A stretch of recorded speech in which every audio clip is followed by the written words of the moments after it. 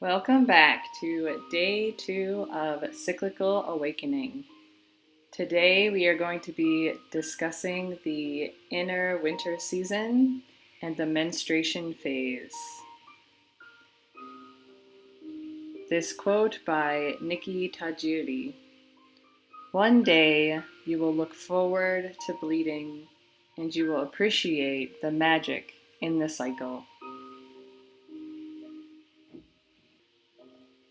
Let's first look at the physical signs that you will see during the inner winter. During menstruation, the hormones are at the lowest point in the whole cycle. After a roller coaster that they go through in the entire cycle, they come to a flat line during the first few days of menstruation. This can often be followed by fatigue and feelings of tiredness because the energy from your hormones is not able to be produced. This drop in hormones at the end of our cycle is what releases the uterine lining and the blood, resulting in menstruation. Day 1 of our cycle is the first day of full blood flow.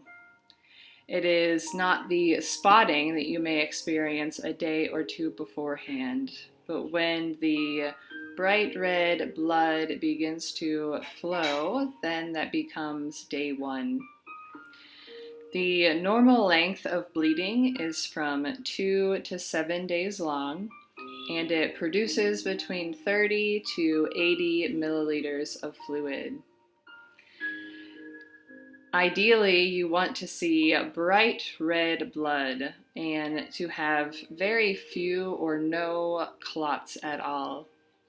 If you experience on the pink side of blood or darker in the brown or even black blood, then that is a sign that something is disbalanced in your body and you may need to contact a functional doctor to get that assessed. Now, the most common symptom, which a lot of us will probably already be familiar with, is menstrual cramps. But that doesn't mean they are normal. Now, a slight pressure and very light cramping can be normal, but if it is to the extreme or it is where you have to take painkillers or you have to stop doing any daily activities because of cramps, then that is a sign that something within you is calling to come back into balance. Cramps are produced by the prostaglandins in our body, and the prostaglandins are an inflammatory response. So the higher the inflammation is in our body means the higher prostaglandins we have in our body, and that equals more difficult cramping.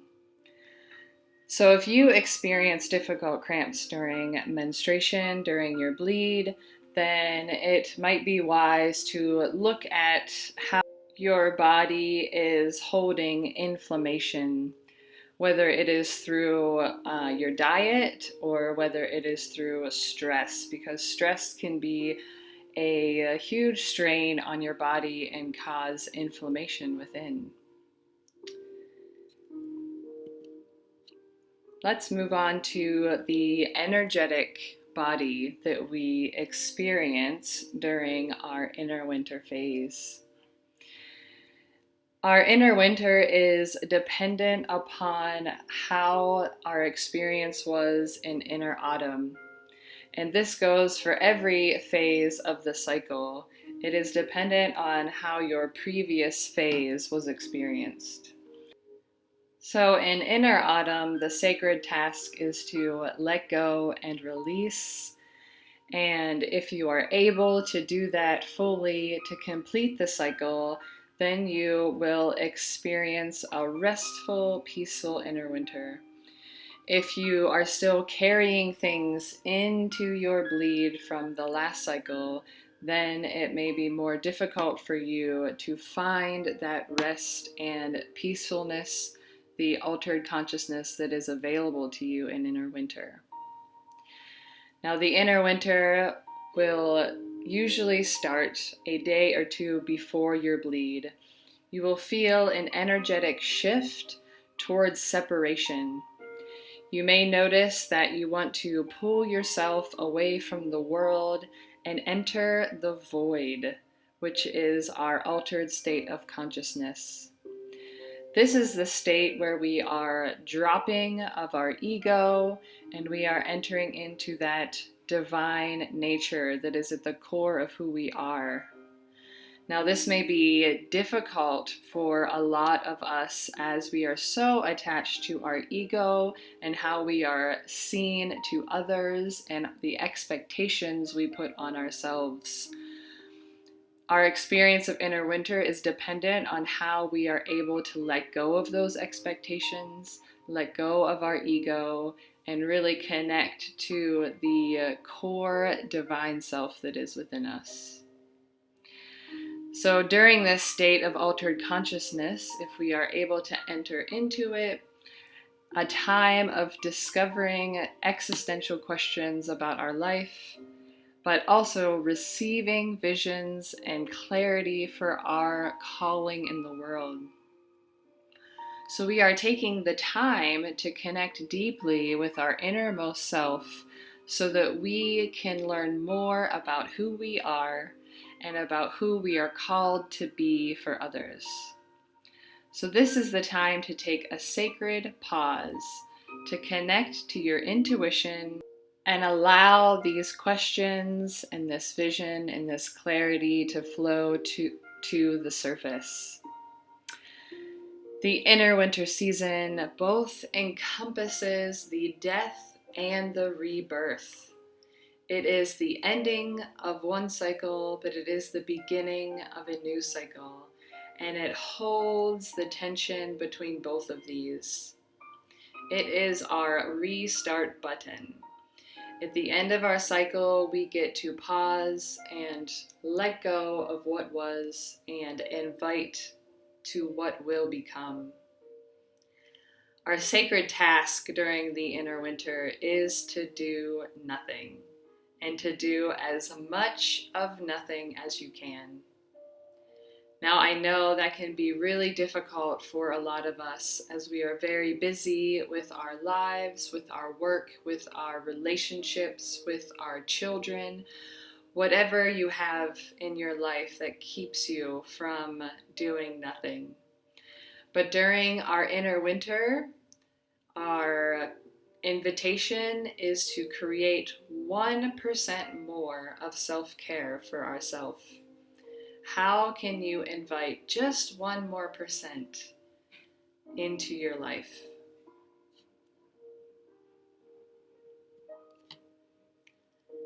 The archetype of the inner winter season is the wise woman or the crone. The wise woman is disregarded in our modern day society. The reverence for becoming an elder, it has been lost. We no longer seek out the wisdom of the wise women in our communities. But she holds all of life within her. She has gone through many portals and initiations to gain her wisdom. She holds many cycles of life and death and rebirth that she remembers. And this is what we are doing in our inner winter. We have access to this wisdom to look back on our life and to see the portals and initiations we have gone through and gain that wisdom to then move forward.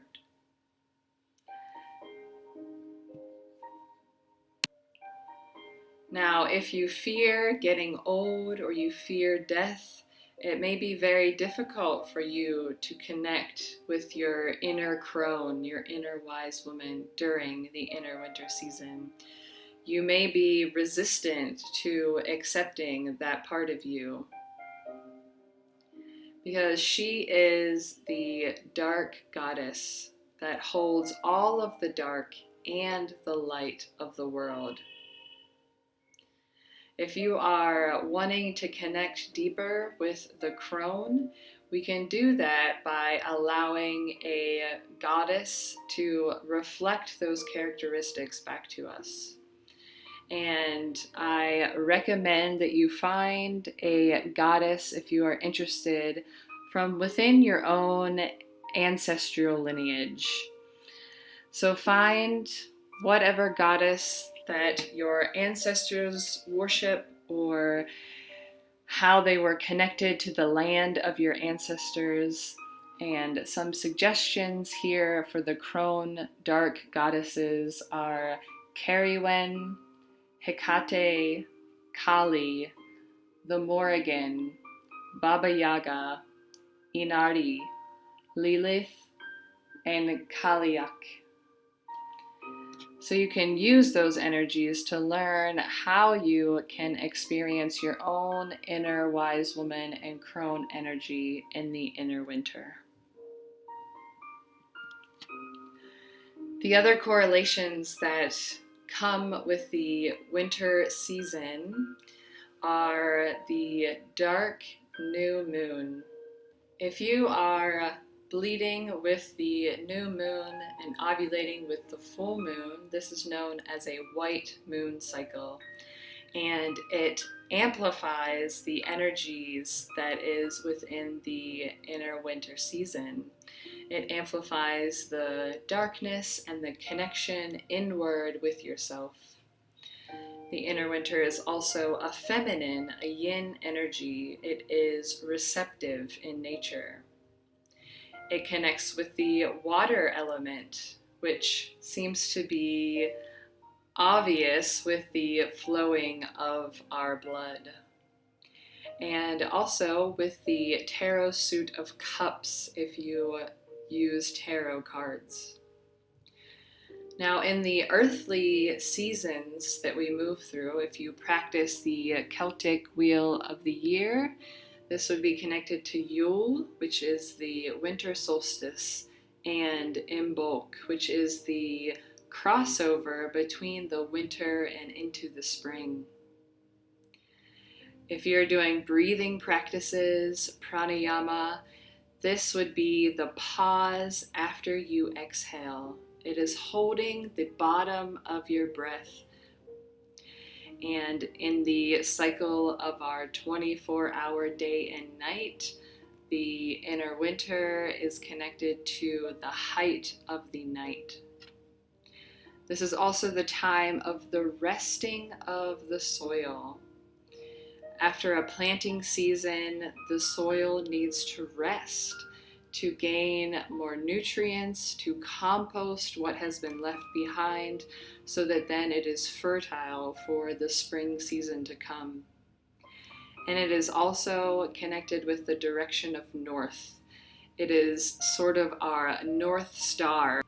It is that guiding light that connects us back into ourself, so that we can move forward in the coming cycle from a place of rootedness and groundedness. And here are some suggestions for rituals that you can do to connect with this inner winter season. One of my favorite things to do is offering your blood to Mother Earth.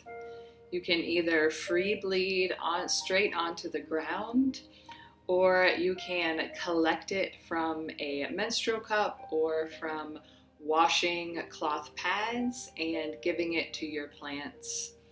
You want to do a ratio of 1 part blood to 10 parts water so that it is diluted. I use this as a prayer for the earth, as nourishment, and to connect myself to Mother Earth, As we know, our blood has numerous nutrients and stem cells that are regenerative for the earth itself. You can also get creative and paint using your blood. You can even try a face mask because those stem cells will also rejuvenate your skin. Another great practice is meditation.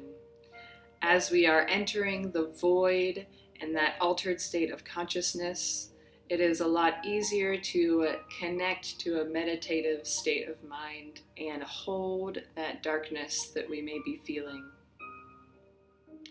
Another one of my favorite rituals is to pull a tarot or an oracle card for each season. So I will pull one for winter, spring, summer, and autumn, and then I will write a reflection on how that season is going to be and my focus and my intention for that coming season. You can also adorn yourself. Find something special that you only wear while bleeding. It may be a red necklace or a pair of earrings, or you may decide to paint your nails red while you are bleeding. Whatever it may be, find that something special.